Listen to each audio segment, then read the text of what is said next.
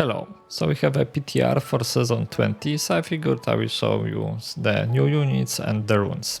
Note that I won't go too deeply into the units because they are rebalanced every day, but yeah, I will show you how do they work because like mechanics do not really change, only the numbers. And as for the runes, I will later go over all of them, so like hover them so you can take a look, and I will talk only about Nodachi because yeah, that's what I care about. So let's start with the runes. I guess there is only one good rune right now, because the first one is the critical value. I mean, it's all good, but it feels like it's like 20% critical chance, so not great. But this one is just crazy. It basically makes the Dragon Sleep mandatory because it's just packed with the effects. So firstly, you don't need to charge up Dragon Sleep with this rune. You can just release it instantly for maximum effect. Secondly, it refreshes all cooldowns when you use Dragon Sleep. And it also grants you a buff, like the passive, where you attack with skills or a sprint attack. You get stacks, and stacks give you damage and lifesteal. So you get more damage, more lifesteal, cooldown reduction, or rather cooldown resets, and instant Dragon Sleep with this one. So it's just crazy. And the small rune is that you get 15% damage reduction, but it's converted into bleed. But you can use the healing with the bleed immunity to like get rid of it. So yeah. And I came back to this idea with runes, where on the helmet you have the trigger for like the buff. So you can trigger it on ultimate, where you kill units, heroes, or when you drop below HP. And then on the other parts you get some additional effects for this buff. There is also a new controversial rune, which I don't know, it might be a bit annoying. Like every 3 minutes when you are about to die, you do not die, and you get damage like immunity for 1 second, I think now. The description is not updated, but they nerfed it already. But yeah, I'm not sure if it's gonna be worth it because it's every 3 minutes, but on the other hand, you can just dive a valuable unit, kill it, or deal a lot of damage, and enemies cannot do anything about it because you cannot die for a second, and it's enough to like deal damage. So yeah, it might be very annoying. We'll see how they go with that. But yeah, other than that, I will just hover over like runes from the armors later. So yeah, let's take a look at the units now. So as usual, we get 3. The blue one are slingshotters. So basically they are classified as special archers. They can use only doctrines for special units, so no archer units. And yeah, they just throw rocks. They have some block break and they deal blunt damage. But in my opinion, like their DPS is very low because just they attack slowly and they aren't very accurate. But they have block break, so that's I guess good. And they have a skill to like focus on one spot, and yeah, that's about it. And the fun fact about them is they have skill where they just replenish ammunition. So they basically have limitless ammunition because you just use the skill and you are full again. And yeah, that's about it about them. Yeah, they cost only 100 leadership, I think, so they might be a good filler. Okay, the second one is the Cavalry. Is the, I would call, cover commander type of cavalry because they don't have any charges and they basically choose their targets on their own. And you see this big circle around me. It's like the area in which they get buffs. So if they are next to me, they get a buff. I think they heal up, they get movement speed, and they get damage reduction. So yeah, and it increases over time, so they have to keep staying near you for the maximum effect.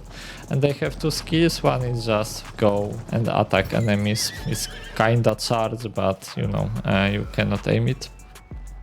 And the second one is a one use big damage attack, and you can use it once per resupply. Let me use it, yeah. You use the skill, they do this jumping attack, and you no longer can use it because they switch to swords because they use their spears. So now you have to send them to supply point, they will get new spear, and then you can use this skill again. Because the sword attack which they get afterwards doesn't feel that great. So yeah. Okay, and the third unit is the pikes, the gold pikes. They are a bit like Fortebraccios because they are just bracing pike with very long weapons, and they are pretty fun to use, I would say, because the way the brace work is that you put them in formation and they won't turn on their own. But if you press V instead of like spreading out, they will just turn to enemies. So you have a lot of like control over them. There is not like with the Fortebraccios where someone can just run around them and they will just turn and then Cav hits them in the back. You basically decide what they do. And the cool thing about them is that firstly they get a stun on brace like built in, as you can see, and they have advance, like a bit like Imperial pikes, but they can also like advance backwards. So it's very good against the cavalry because it has harder time reaching you and like dealing damage. When I was testing them against cavalry, you were like advancing backwards, you took almost no damage. And you can probably see this like blue health bar there. I'm not 100% sure what exactly it's supposed to indicate, because it looks like they block because they have shields, but they also have a special effect that they cannot get bursted down. Basically, if they are about to die, they won't die, similar to the rune which was introduced in this season. So I'm not sure if it's some kind of an indication that like buffer where they like you have to lose this blue bar before you can take damage to like eat the big instance of damage, but I'm not sure, to be honest. And they also get the special skill from the doctrine where you basically mark an area, and enemy units in this area after some time get a mark. I'm not sure if I guess it's like 5 seconds for them to get the mark. And when they are marked, they take more damage from you and they deal less damage to you. So yeah, it's also like positioning, like you know that enemy is coming from there, so you can mark them in advance. And as I said, if I press V, they just start turning, but if I wouldn't press it, then yeah, they would just point forward. And I don't think I showed the stab skill, so let's do it right now. Yeah, they have this big damage stab. It's kinda, I don't know, similar to Orochis or Odaos. Basically the big damage in front of you. And it has some block breaks, so it's also good. So yeah, that's gonna be it for the units. And as I said, I don't want to go into details about like interactions, what bit what and things like that, because they are rebalancing it every day, so it's kinda pointless in my opinion. And there is also one more addition I wanted to show off, which I hope will get to the live game, and that's the special testing map. Basically they introduced a map where you get the like almost unlimited trebuchets, you respawn very quickly, and you can respawn your units after they die, and you get access to all units. Like you don't have to restart custom match every time to test something. So yeah, I really hope it gets into live game, because it will just make testing everything much easier.